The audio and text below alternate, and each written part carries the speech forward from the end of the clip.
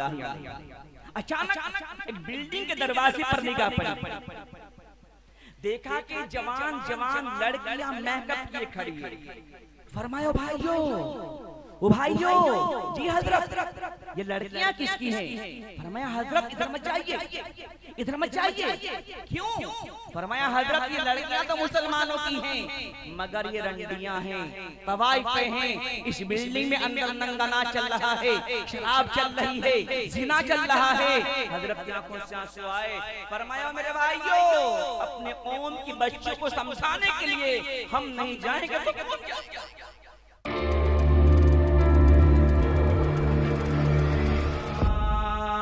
उधर अजान हो रही है, अल्लाह के नाम को खामोशी से सुना जा रहा है, और इधर अजान हो रही है, इधर शराब और इसमें पी जा रही है। फिर कहते दुआएं मकबूल। मालूम ये हुआ है कि नशा करने वाले का ईमान निकाल लिया जाता है। दूसरा गुनाह ऐसा कौन सा है जो ईमान नहीं रहता निकल जाता है? वो है जिना।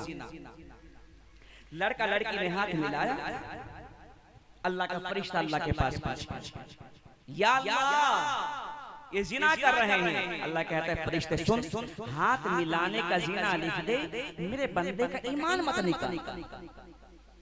या अल्लाह इन्होंने कपड़े उतार दिए, ओ फरिश्ते सुन, ये मेरे महबूब के उम्मती हैं, देख कपड़े उतारने का गुनाह लिख दे, आंखों से देखने का जिना लिख दे, मगर मेरे बंदे का ईमान मत निकालना। ईमान बड़ी कीमती चीज है। या अल्लाह इन जालिमों ने वो काम शुरू कर दिया है जिससे आपने मना फरमाया था। अल्लाह कहता है दोनों का ईमान निकाल। अब ना लड़की का ईमान है और ना लड़के का ईमान है। और आज तो जवान जवान लड़कियों को माँ बाप भी बनाओ, श्रृंगार करा के, मेकअप करा के शादियों में ले जा रहे हैं। और फिर वो लड़कियां शादियों में जाने के बाद खालू के लड़कों के साथ, मामू के लड़कों के साथ, दूल्हे के साथ, दुल्हन के साथ फोटो खिंचवा रही है, वीडियो बनवा रही है, और बाप बैठा है बच्चे हैं खेल रहे। वो बच्चे नहीं खेलते, वो मुसलमानों की इज्जत खेलते हैं। बच्चे नहीं है वो मुसलमानों की लड़कियों की इज्जत खेल रही है।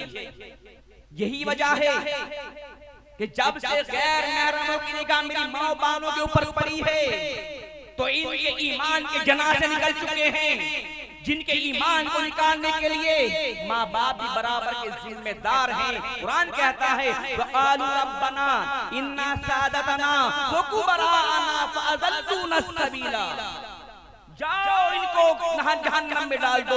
मौला क्यों डाला जाएगा हमें जहन्नम में? तुमने नमाज नहीं पढ़ी, तुमने कुरान की तिलावत ना की, तुम मस्जिदों में ना गए, अजान हो रही थी, नशा कर रहे थे, तुम बैंड बाजों में शामिल हो रहे थे, तुम फोटो खिंचवानों में शामिल हो रहे थे, जाओ जहन्नम में। वो कहेंगे अल्लाह कसूर हमारा नहीं है, बुलाओ हमारे माँ बाप को कि जिन जालिमों ने फोटो खींचना तो सिखाया था, जिन जालिमों ने मेकअप करना तो सिखाया था, जिन जालिमों ने डीजे के सामने नाचना सिखाया था, उन जालिमों ने मस्जिद का दरवाजा नहीं दिखाया था। अल्लाह कहेंगे जाओ इनके साथ इनके माँ बाप को जहन्नम में डाल दो। इसलिए मेरे भाइयों, दूसरा गुनाह कौन सा है? जिना ईमान निकल जाता है। आप हजरात का सवाल जरूर होगा, मौलाना इरशाद बच्चों को समझाते बहुत है, समझते नहीं। बिल्कुल गलत है। बच्चे तो समझते हैं, समझाने वाले नहीं। बच्चे समझते हैं। एक अल्लाह वाले जा रहे थे, हजरत शाह मोहम्मद इस्माइल साहब रहमतुल्लाहि अलैह। अचानक एक बिल्डिंग के दरवाजे पर निगाह पड़ी, देखा कि जवान जवान लड़कियां मेकअप किए खड़ी है। फरमाया भाइयों, ओ भाइयों, जी हजरत ये लड़कियां किसकी हैं? फरमाया हजरत इधर मत जाइए, इधर मत जाइए।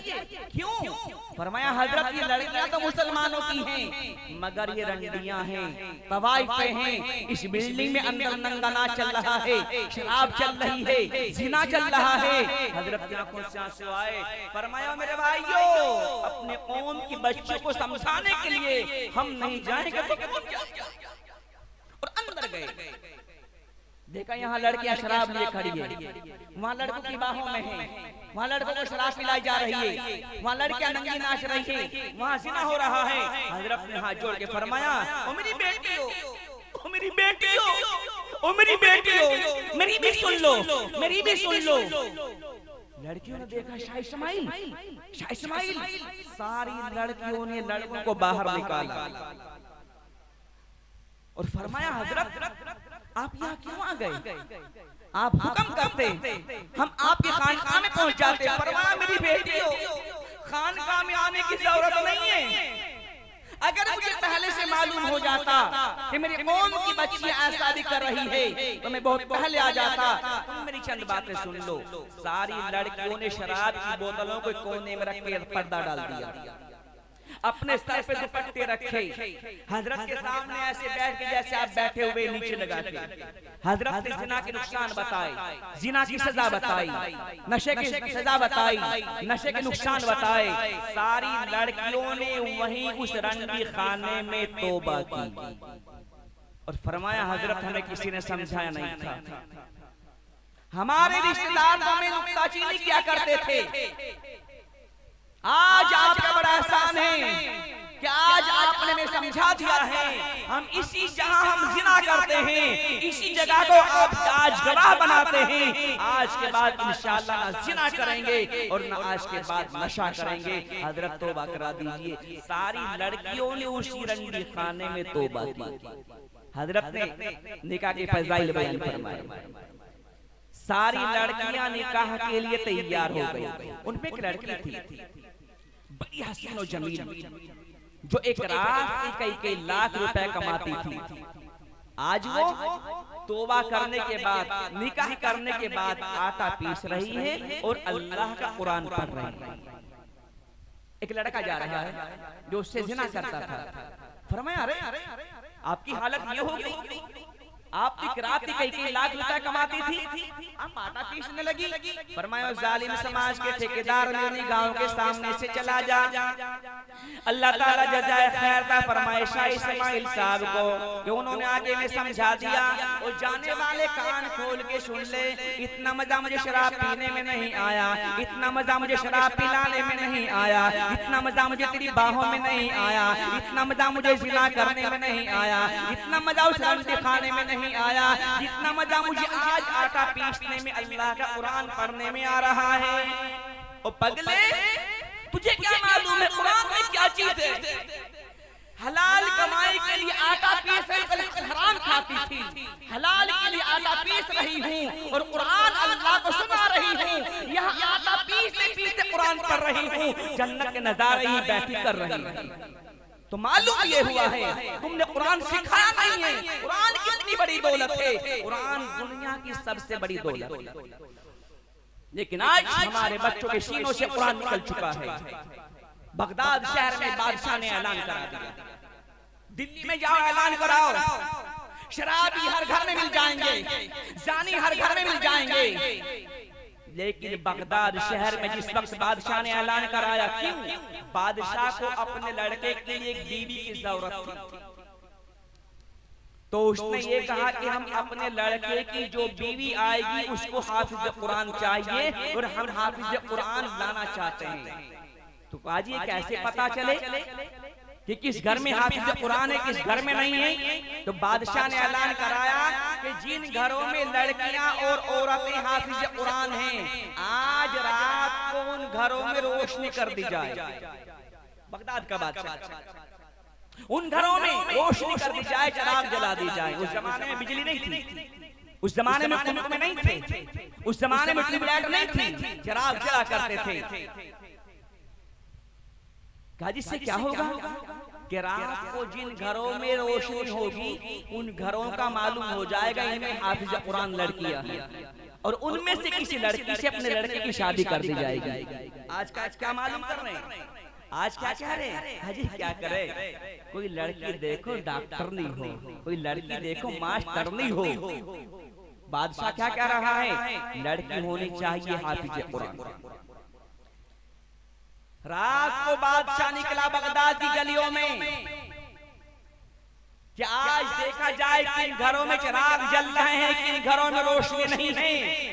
बगदाद का कोई घर ऐसा नहीं था जिसमें आज रोशनी ना हो रही हो। मालूम ये हुआ है उस जमाने की औरतें हाफिज़ कुरान हुआ करती थी। कोई भी घर ऐसा नहीं था जिस घर में हाफिज़ कुरान लड़कियां ना हो, जिस घर में आलिमा लड़कियां ना हो। तो बादशाह परेशान हो गया कि तो सारा बगदाद हाफिज़ कुरान है। अल्लाह तेरा बड़ा शुक्र है, हमारे शहर में लड़कियां हाफिज़ कुरान हैं, हमारे शहर में लड़कियां और औरतें कुरान की तिलावत कर रही हैं। बादशाह मजबूर हुआ, अगले दिन ऐलान कराया कि चलो हाफिज़ कुरान तो सब घर में है, लेकिन आज ऐलान ये होगा कि आज उन घरों में चिराग जलाए जाएं जिन घरों में मुअत्ता इमाम मालिक की लड़कियां हाफिज़ा। मुअत्ता इमाम मालिक अरबी की बहुत मोटी किताब है और बहुत मुश्किल है। फरमाया आज उन घरों में चिराग जलाए जाए जिन घरों में लड़कियां मुअत्ता इमाम मालिक की हाफिज़ा हो। रात को बादशाह निकला तो बगदाद के आधे से ज्यादा घरों में रोशनी जल रही है। मालूम ये हुआ है कि वो हाफिज़ कुरान भी थी और वो आलिम दीन भी लड़कियां हुआ करती थी। आज दिल्ली में जाओ, हाफिज़ कुरान लड़कियां बहुत मुश्किल से मिले।